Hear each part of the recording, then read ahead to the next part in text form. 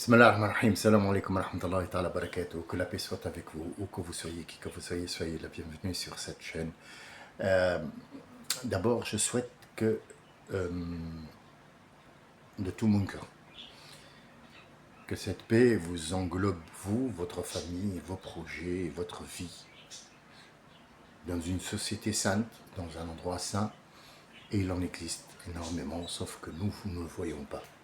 Je voulais absolument mettre les points sur les i avant de commencer quoi que ce soit, ou de dire quoi que ce soit qui pourrait être perçu par quelques-uns, ou l'un de vous,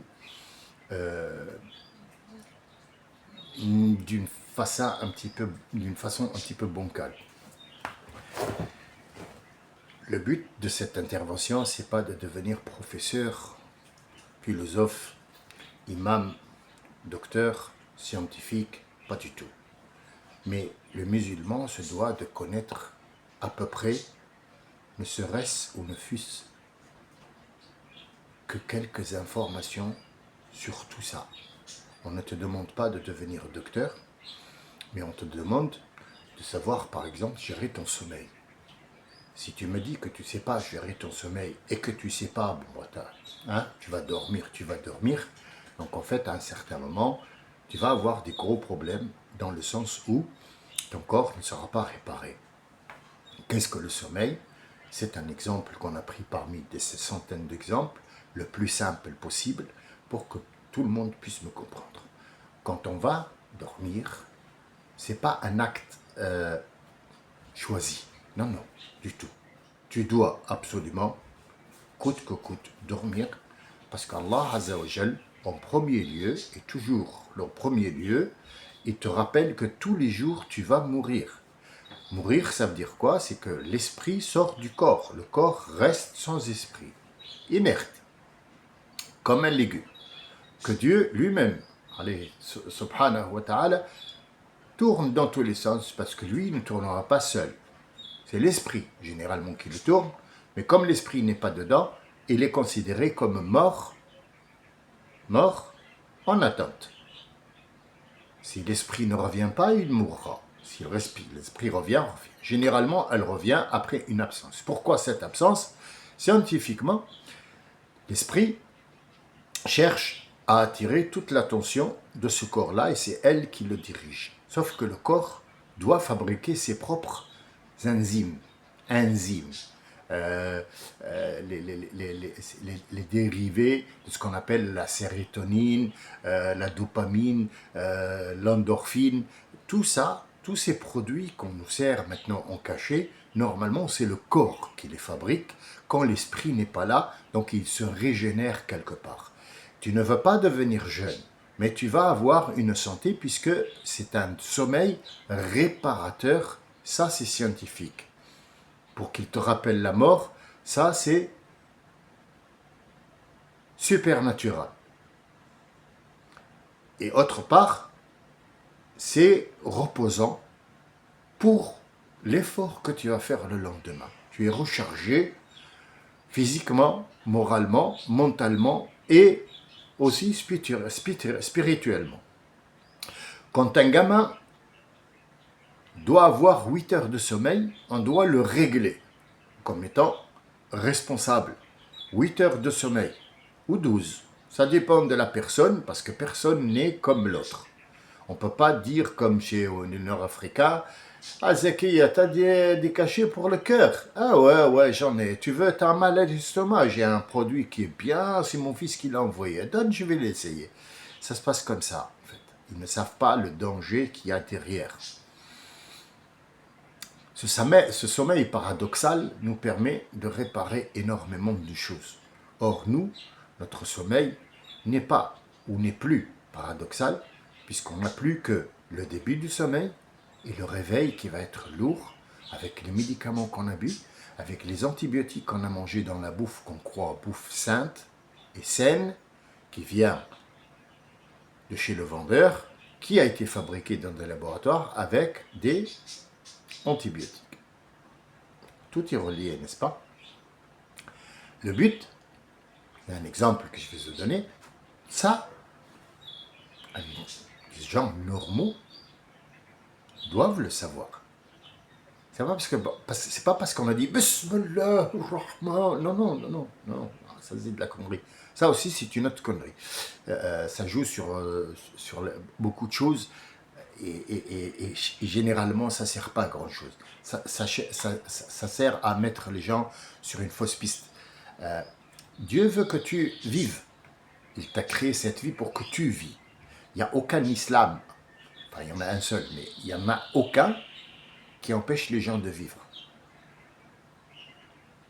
Tu manges, tu dors, tu rigoles, tu te fais plaisir, tu vas en vacances, tu es à la mer pour manger, pour te baigner, pour sortir des richesses, tu as la terre pour qu'il te sorte de richesses, il y a les montagnes, tu dois absolument faire cette connexion avec la nature, avec toi-même et avec Allah, et surtout, surtout, que tu dois être sincère avec toi, sincère. Or, ce qu'on a vu, c'est que les gens ne sont pas sincères.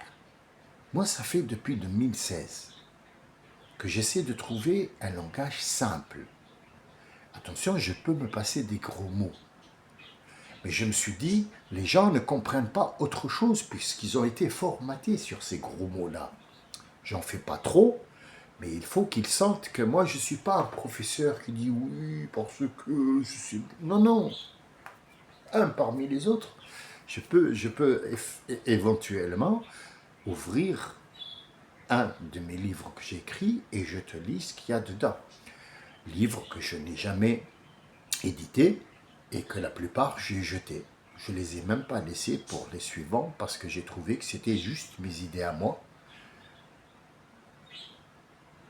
J'ai eu des prises de position contre les Marx, Darwin, tout ça que j'ai lu profondément et que j'ai un petit peu sorti beaucoup et énormément de fautes comme les fautes que j'ai sorties chez Napoléon et compagnie.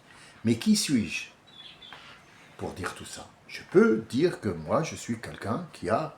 Non. Non. Quelqu'un qui a un diplôme des beaux-arts ne peut pas être pour eux écrivain. Ce sont les codes de la société. Cette société-là dans laquelle tu vis, Dieu ne veut pas t'empêcher de vivre dans la société. Il veut juste que tu sois sûr de l'acte ou du choix que tu vas faire, surtout les conséquences et non pas l'acte en lui-même. Les conséquences. Dieu n'a besoin ni de toi ni de personne. Quand on dit Allahu ghani anil alamayni, le monde des djinns et le monde des êtres humains, il n'en a pas besoin. Ghani. Or, le mot Rani, chez les gens, ça veut dire riche. Regardez le paradoxe. Rani, quelqu'un qui est Rani, il n'a pas besoin de rien du tout. Où on le trouve ça? On le trouve dans n'importe quel truc concernant l'être humain. Il lui dit, Allah, il dit, Tazawwaju yughnikumullahu. Tazawwaju fuqara yughnikumullah. Mariez-vous, pauvres. Et Allah fera en sorte que vous serez indépendant et non pas riche. El-Ghina, ça veut dire que vous aurez besoin de personne. Pauvre en quoi? Celui qui se marie, généralement, il dépense des sommes énormes pour faire un je ne sais pas quoi, machin, même avant. Il faisait du tabla, et elle montait sur le chameau, maintenant c'est une épée qui coupe une pièce montée qui a 3 mètres, et puis après la tenue elle est en rose, rouge, bleu, de la musique, tout ça. Rien n'a changé. L'être humain est toujours stupide. Mais pauvre dans quoi? Ton langage est pauvre. Comment ça, il est pauvre? Ça veut dire que ton langage n'a pas d'argent? Pauvre en quoi? Il est pauvre en conjugaison, pauvre en sens, pauvre en sens. Il est pauvre, c'est un langage qui ne veut rien dire, c'est des mots de tous les jours qu'on utilise. Wesh, ça va bien, ça ne veut rien dire. C'est même pas pauvre, c'est l'extrême pauvreté. C'est vraiment 5 pieds sous terre, quoi. Wesh, tu vas bien. On ne sait pas ce que c'est. Par contre, c'est le langage nouveau qui est pauvre. Alors, tazawwaju fuqara, mariez-vous pauvre. Pauvre en quoi? Le langage, on a compris où est la pauvreté. Vous avez par exemple un repas qui est pauvre en glucides, pauvre en fer, pauvre en fibres. Il a mangé des biscottes. Et il a dit, Alhamdoulilah, j'ai mangé. Tu n'as rien mangé. Tu n'as mangé que de la pauvreté. Donc vous voyez, la pauvreté, ce n'est pas le manque d'argent, c'est tout manque qui est là dans un domaine est pauvre. Les hôpitaux sont pauvres en matériel, sont pauvres en seringues. Un hôpital qui est pauvre, oui, en seringues. Donc le mot pauvre, on le met pour désigner une absence de quelque chose. Là, en l'occurrence, quand il parle d'un zawajou, ça veut dire n'allez pas faire un adultère, n'allez pas faire du sexe hors mariage qui est illicite, parce que vous avez un manque d'hormones qui travaillent, mais allez vous marier, vous allez voir, vous allez être indépendant, vous n'aurez plus besoin d'aller chercher quelque chose pour combler ce manque. Pourquoi? Parce que ça va faire des bâtards. Ça va faire des bâtards. Le mot ne plaît pas à beaucoup de gens, je sais, et je vais avoir aussi un commentaire qui va me dire oui, le mot bâtard m'a fait mal parce que peut-être toi aussi, tu as eu un enfant sans mariage qui s'appelle bâtard. Malheureusement, moi j'y suis pour rien, c'est ton choix. Le souci, c'est que ce bâtard-là, pourquoi on dit bâtard? Parce que c'est quelqu'un qui n'a pas ni mère ni père. Un fils ou un enfant ou une fille ou un garçon qui est élevé par deux papas qui sont homosexuels, il a le manque de la maman. Qu'est-ce que ça va donner dans la société? Moi, je ne sais pas ce que ça va donner. Honnêtement, je vois le chaos absolu. Mais après, c'est juste un point de vue, moi, personnellement. C'est mon point de vue, moi. Je ne suis pas scientifique, je ne suis pas divin, mais je sais que l'acte qu'ils sont en train de faire, deux femmes qui vont élever une fille, cette fille ou un garçon, ils ne trouvent pas de papa, ils trouvent une femme masculinisée et une autre qui fait le rôle de femme. Donc il dit, j'ai deux mamans, maman et maman, mais maman un peu différente que de l'autre maman. Et pareil, vice-versa pour deux hommes. Ou alors un bâtard qui n'a pas de papa. Donc il va être élevé par quelqu'un d'autre qui n'a pas d'affection envers lui. Donc ça donne une société dépravée, dans tous les sens du mot. C'est une société dépravée qui fera pas long feu. Il y aura toujours la dynastie qui part dans des dérivés autres que les directives qui ont été données par ce créateur ou par la logique de la société, ne fera pas long feu, elle va disparaître. Disparaître, ça veut dire qu'il n'y aura plus de descendants. Il y a une différence entre ahlaknahum, ça veut dire qu'il n'y a plus aucun spermatozoïde qui vient de ces gens-là. Est-ce que, si par exemple, maintenant, Sodome, les gens de Sodome et Gomorrhe, qui se sont donnés à l'homosexualité et à tous les jeux sexuels sales qu'il y a pu avoir dans le monde, ont été anéantis et qui existent aujourd'hui dans cette eau qui s'appelle la mer morte, ils sont tout au fond, salés à un point que toute chose qui va dans cette eau-là flotte. On est bien d'accord?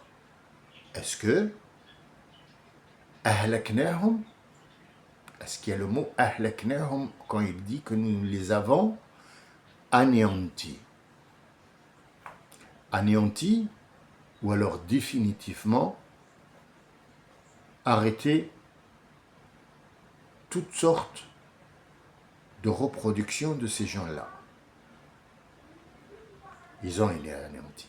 Alors la logique dit, comment ça se fait qu'il y a des homosexuels maintenant? D'accord. La dame, quand elle est enceinte, c'est elle qui va donner toutes les choses à son fils. Je vous donne un exemple simple d'aujourd'hui pour que vous sachiez que moi, j'utilise un langage très simple que tout le monde, le plus con des cons, puisse comprendre. Il n'y a rien de spécial chez moi. Et je suis sincère quand je parle. C'est pour ça que mes mots, elles sont simples. Je ne vais pas chercher les trucs langue de bois pour vous faire des illusions, non. Une femme maintenant d'aujourd'hui, de 2025, avec un téléphone dans la main qui est enceinte, qu'est-ce qu'elle va transmettre à son fils parce que c'est elle qui transmet. Qu'est-ce qu'elle lui transmet? Elle lui transmet le savoir du téléphone, de l'utilisation du téléphone, et il est encore dans son ventre. Donc dès qu'il descend, il a 1 an, elle lui donne le téléphone, il sait très bien où appuyer puisqu'il sait ce qu'elle lui a donné. Preuve que c'est la maman qui fabrique la société. Si elle se met devant la glace et qu'elle est enceinte, elle est toujours en train de s'admirer, généralement, ses enfants lui ressembleront à elle et non pas au papa. Pourquoi? Parce qu'elle leur a donné. Elle donne tout ce que de elle, y compris la chevelure, les ongles, les machins, tout ce qui est calcium de son corps. C'est pour ça qu'il y a des femmes qui sont faibles après 3 grossesses, elle n'a plus rien à donner parce que ses enfants lui ont tout pris, c'est elle qui a décidé de leur donner tout, même la façon de penser. Donc le Coran, il a dit pardon, les recommandations du prophète, prends celle qui a compris ce qu'elle doit à Dieu pour qu'elle puisse donner à son fils avant que tu la mettes enceinte.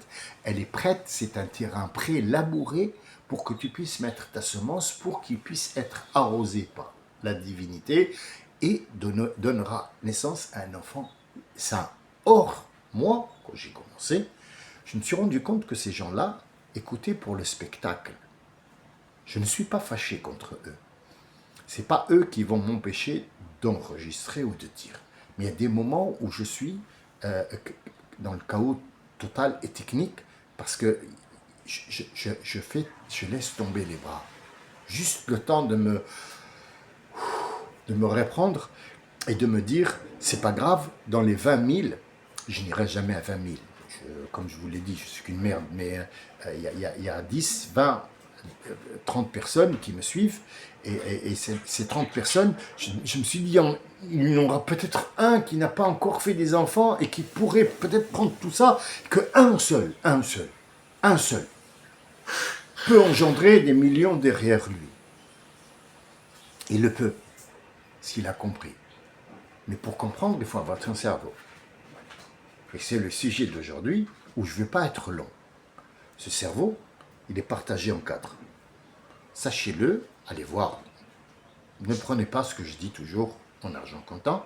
Allez voir la science, qu'est-ce qu'il raconte sur le cerveau qu'ils n'ont pas encore découvert. On n'utilise que très rarement, on dépasse le 1%, c'est Einstein qui a passé le 1% d'utilisation du cerveau, c'est juste une estimation et on n'a pas senti son cerveau pour voir qu'est-ce qu'il a utilisé parce que entre la matière qui est palpable et la matière qui n'existe pas, il y a une grande différence. Donc nous disons que celui qui a un QI très élevé de 160 ou 167 ou même 200, c'est très rare, a utilisé 1% de son cerveau. Le reste, il peut fabriquer une autre terre ailleurs avec ce qu'il a dans la tête pour vous dire combien c'est sophistiqué là-dedans. Donc, il est divisé en 4. Alors, peu importe, comme ça ou comme ça, mais la face qui est devant, c'est celle qu'on capte et c'est avec laquelle on voit qu'est-ce qui est bon, qu'est-ce qui n'est pas bon, qu'est-ce qu'on doit laisser passer, qu'est-ce qu'on ne laisse pas, qui reconnaît les choses, les mots, les genres, les visages, les couleurs, les goûts, les machins, ainsi de suite. C'est ça. An-Nasi. C'est ce qu'on met sur la terre. Bien. Nous avons un côté qui rêve, qui voit par exemple 2 morceaux de bois, qui dit tiens, on dirait 2 pieds. Ou tiens, on dirait 2 pilons de je sais pas quoi. Ou on dirait tiens, 2. Il rêve. L'imagination qui doit être complémentaire au côté droit qui est pragmatique. 1 et 1, ça fait 2. Et encore. Il est sûr du résultat, mais il se dit, je vais chercher encore une vérité. Il y a derrière tout ce qui est sentiment, sensation et jouissance. Que ça soit pour draguer, que ça soit pour avoir du plaisir, même si on mange un bout de fromage, c'est très très bon, oh, qu'est-ce que c'est bon ce fromage, c'est derrière, c'est pas sur les côtés là. Là c'est pragmatique, là c'est rêveur, là c'est la réflexion, et derrière, voilà. Tout ça gère tout le reste. Ça, il faut que la nuit, l'esprit sort, parce que c'est elle qui gère les informations, et qu'il y ait un certain ordre, et comme une femme de ménage revient pour mettre les choses en place. On a besoin de rêver, on a besoin de trucs, parce que l'esprit va revenir, elle va revenir avec un autre langage que le corps ne comprend pas et il va essayer de le traduire. C'est ce qu'on appelle les rêves. Parfois, il y a des corps qui expliquent, parfois non. Nous avons un prophète qui explique les rêves, qui s'appelle Youssef, et c'est une science. Ce n'est pas une connerie, ce n'est pas du charlatanisme, c'est une science. Si tu rêves de l'eau, l'eau a une explication. L'eau, c'est la vie. Sans eau, il n'y a pas de vie. Mais ce n'est pas la création. On n'a pas été créé d'eau. Non. On a fait en sorte que la chose qui a été créée a été vivante grâce à l'eau, parce que l'eau donne l'information. S'il n'y a pas d'eau, il n'y a pas de vie. Cette chose, elle reste immobile, elle n'a aucun sens. C'est pour ça qu'on est à 80% d'eau, voire un petit peu moins. Maintenant, on ne boit plus d'eau. Il y a par exemple des Français qui n'ont jamais bu de l'eau. Une fois, il y avait l'autre il a jeté le verre de la bouche. T'es fou, tu vas boire de l'eau. Mais ça va pas. On ne boit pas de la flotte. Tiens, bois ça, de la bière. Donc en fait, c'est un exemple parmi 50 millions. Ce qu'on te demande, ce que je vous demande, c'est de voir les choses que vous regardez. Ya ayyuhalladhina amanu, idha quri'a al-Qur'an, si le Coran a été commencé à être lu par quelqu'un qu'il arrive à ton oreille, la première des choses, c'est que tu vas utiliser ton récepteur qui s'appelle l'oreille, et il te dit écoute. Donc déjà, c'est très clair. Écoute, et quand tu écoutes et que le son rentre, il te demande de faire marcher ça. Wa ansitu. Ansitu vient du mot nasiya, an-nasiyasiya, c'est ça. Nasiyatun kadhibatun khati'a, falyad'u nadiyahu sanad'u az-zabaniya. Nasiya, elle est évoquée au moins 14 fois dans l'islam. An-nasiya, moins, excusez-moi, je ne sais pas vraiment à moins que 14, mais j'ai dit un chiffre comme ça qui n'est pas loin de la vérité, mais le but c'est pas de chercher combien de fois, malgré que c'est très important, mais sachez que ça, an-nasiya, ansat, ça veut dire utilise ton nasiya pour comprendre. Vous voyez, les mots en arabe, c'est très important de les comprendre. Si on ne comprend pas, on n'y arrive pas. Malheureusement, maintenant, on n'a plus d'arabe, on n'a plus rien du tout, on n'a même plus de cerveau. Et sachez que scientifiquement, les schémas qui ont fait pour représenter le cerveau, c'est qu'au milieu, il y a un central. Et tout autour, il y a les récepteurs, des sens, des réflexions, des sensations, l'odeur, le goût. Ils ne doivent pas se communiquer entre eux directement. Ils doivent passer par ce central-là qui lui dirige comme l'araignée. Et vous pouvez retourner à la sourate de l'araignée, vous allez comprendre que tout ce qui bouge, c'est à l'extérieur. Ça veut dire qu'il y a des pions qui sont juste autour, et il y a le truc central, si vous voulez, l'ordinateur central, qui va il y a eu un bruit, une sensation et une douleur. Donc il y a 3 trucs qui vont fonctionner, qui vont donner à l'intérieur pour traduire ce mot-là et le mettre en... C'est un mot à prendre en considération, donc cette personne réfléchit. Et il va aussi donner un sens à cet être humain qui, avec ce truc central, va avoir une relation avec ce qu'on appelle la nature. Or, cet ordinateur central est éteint, il ne fonctionne pas. Ce qui fonctionne maintenant, ce sont les sens qui se donnent l'un à l'autre. C'est à cause de ces fumettes, de l'alcool, tout ça. Il a tué le truc central. Donc en fait, on ne réfléchit plus, on mélange entre le tout et ça fait de la bouillie. C'est pour ça que j'interviens, juste pour vous dire, regardez, mais voyez. Écoutez, mais comprenez, entendez. Il y a une différence entre regarder et voir. Il y a une différence entre écouter et entendre. Quelqu'un qui écoute 24 heures sur 24 de la musique ne peut plus réfléchir que à travers cette musique qui va l'emmener sur une autre mode de vie qui n'est pas conforme à celle que tu vis là maintenant dans ta société. Il ne t'a jamais interdit de faire un concert. Tu peux faire un concert et des gens qui viennent. Mais en faire une vie et un commerce, ça veut dire que ta vie est basée sur ce monsieur ou cette dame qui chante, cette équipe qui fait des trucs sur 4 cordes et les gens qui sont devenus mongoliens. C'est le but de mon intervention à chaque fois, mais j'ai trouvé que les gens n'arrivent pas à suivre. Ils n'ont pas compris et pourtant je parle un langage, il n'y a pas plus simple. Et encore, je rajoute de temps en temps des gros mots pour que même celui qui utilise des gros mots me retrouve. Et je sais qu'il y a des familles qui, par exemple, ont des enfants et qui leur ont dit « Venez voir ce monsieur, il parle très bien. » Et de temps en temps, il va dire un gros mot, alors il évite de montrer à ses enfants. Mais le problème, c'est pas je dis des gros mots, pas. Le problème, c'est de savoir que cette personne parle un langage que tout le monde parle. Même les enfants que tu veux pas qu'ils entendent ou que tu veux pas qu'ils apprennent, ils peuvent apprendre énormément de choses sur les gros mots, dis donc. Et oui, tu te crois vieux, tu as connu tous les gros mots. Non, non, non, non. Le plus jeune, c'est leur raison de vivre dans les réseaux sociaux, dans les trucs, ce sont les gros mots. Donc en fait, ce que tu as fait, c'est que tu l'as évadé, tu l'as mis de côté pour qu'il ne m'écoute pas. Mais en fait, moi, je ne remets pas en question quelqu'un qui a 60 ans. Il a 60 ans et à remettre quoi? À part lui rappeler qu'il y a un Dieu, c'est tout. C'est quoi notre devoir, nous, les vieux?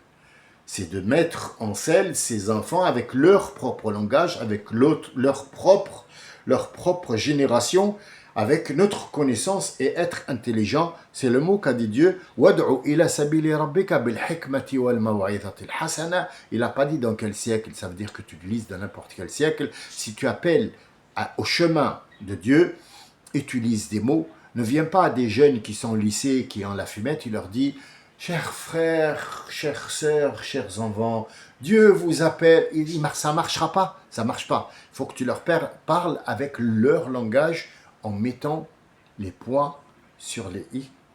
Je vous remercie de votre écoute. Je voulais juste m'expliquer pourquoi de temps en temps, je voudrais bien arrêter, parce que ces gens-là, ils ne comprennent rien du tout. Ne crois pas que parce que tu as envoyé un paquet de farine à Gaza, ça y est, tu les as sauvés. Dieu n'a pas besoin de toi.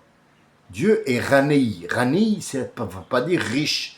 Ghaniyun anka wa an Israël an tout.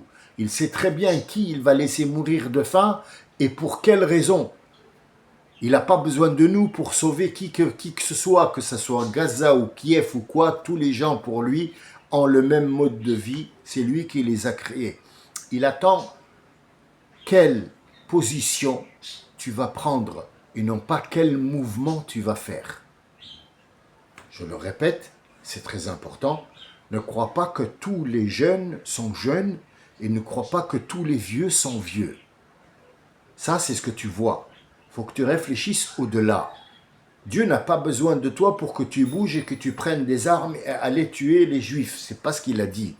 Il t'a dit, toi, tu es avec qui? Tu es avec moi ou contre moi? Laisse Gaza de côté. Gaza, c'est mon problème à moi. Mais si je veux t'envoyer toi pour faire, tu feras. Je ne t'ai pas demandé de leur donner 1 kilo de farine. Je n'ai créé le djinn et l'être humain que pour qu'ils m'adorent, qu'ils prennent une position. Ils sont avec moi ou contre moi. Tout le reste, c'est moi qui le coordonne. Si j'ai envie de t'envoyer à Gaza pour faire le djihad, tu iras à Gaza pour faire le djihad. Mais je ne l'ai pas ordonné parce qu'on n'a pas besoin de djihad. J'ai besoin de toi. Quelle est ta position? Et quand j'ai fait l'appel, j'ai dit, regardez, tous les gens ont mis, je suis Charlie. Il a pris la bande un truc, son image. Je suis Charlie. Je suis Charlie Hebdo. Je suis le Bataclan. Nous, on n'est même pas capable de mettre une photo, une idée d'un crétin comme moi, de dire, moi aussi, je suis Charlie, oui. Hein, parce que nous, on n'est pas d'accord si ce qu'il y a. aucun musulman n'a été d'accord sur ce qui a été, que ça soit le 7 octobre ou quoi. Maintenant, je peux trouver des excuses pour le 7 octobre. Je dis que depuis 45, ils sont rentrés, on leur a donné un petit terrain dans ce pays qui est la Palestine, qui existe depuis des milliards d'années. Il y a les Palestiniens dedans, il y a les Jérusalemiens, si vous voulez, c'est un mot que je viens d'inventer, les gens de Jérusalem qui existent depuis 50 millions d'années là-bas, et c'est devenu un État israélien qui tue les autres. C'est ça le problème. On ne te demande pas de ne pas voir un État, on te demande que les gens qui t'ont accueilli, de les laisser tranquilles dans leur pays parce qu'ils t'ont donné une chambre. Si toi, tu les sors de leur maison, ça fait un problème. Alors, qui s'occupe de cette maison et de cette location? C'est Allah Azza wa Jal. Mais toi, quelle est ta position? Est-ce que tu es avec eux ou tu es contre eux? On est 1,5 milliard. Il n'y a personne. Il n'y a personne qui a eu. Parce que moi, je n'ai pas inventé la poudre. Moi, j'ai dit à un certain moment, je suis Charlie. Moi, j'aime pas ce qu'ils ont fait. Je ne suis pas d'accord. C'était pas comme ça. Oui, ils vous ont agressé depuis 45. Mais on va y arriver. On va y arriver. Notre position, elle est comme ça et comme ça. Malheureusement, il y en a qui ont utilisé les gens de Gaza en chair à canon. Alors, ce qu'on te demande, c'est ta position. Si tu as dit que tu étais Charlie, et je peux vous envoyer des photos, hein, sauf que je n'ai pas le droit, les photos ont des droits d'auteur, donc je ne peux pas vous envoyer des photos où il y a des millions et des millions de musulmans qui n'ont pas été d'accord avec ce qui s'est passé à Charlie Hebdo, qui n'ont pas été d'accord. Bon, c'est vrai qu'on n'a pas voulu qu'il joue avec notre prophète, mais on n'a pas été d'accord sur la façon dont ça s'est passé. On a dit « je suis Charlie ». Là, maintenant, tu n'es même pas capable de brander un truc et de dire que toi, tu reconnais. Bon, les États, ils n'ont rien fait, le gouvernement n'a rien fait. Alors moi, je suis citoyen, je dis qu'il doit y avoir un État de Palestine et je dis qu'il doit y avoir 2 États et que la Palestine doit être un État avec sa propre police, ses soldats, et ils ne représentent pas une menace pour Israël. Parce que la menace d'Israël, c'est pas ça. Tous les pays représentent une menace pour Israël parce qu'elles tous, tous les pays sont constamment, ils sont constamment, je le répète, je le redis, menacés par Israël. C'est pas le contraire. C'est Israël qui menace. Donc quand tu me dis que la Palestine va devenir un État libre, il n'y aura plus de problème, il n'y aura plus de tension, parce qu'ils ont un pays. Ils ont un pays, ils vont y vivre, et ils vont construire une civilisation, et ils vont construire, peu importe leur civilisation, comment elle va être, on n'en a rien à foutre, mais tu seras toi tranquille, elle tranquille, non. Il a dit que ça sera une menace pour lui. Donc en fait, c'est de l'opprimation, et c'est des mensonges, J'ai demandé que les gens branlent, et ils ont peur de se montrer. Alors restez dans vos tanières, Moi, je suis pour que la Palestine soit et a toujours été un État reconnu par le monde entier, par tous les prophètes du monde entier, par tous les citoyens du monde entier. Jérusalem a toujours été reconnu comme étant un État et pas hébreu. Hébreu, c'était depuis 1045. Et ils ont le droit. Et moi, je suis Gaza.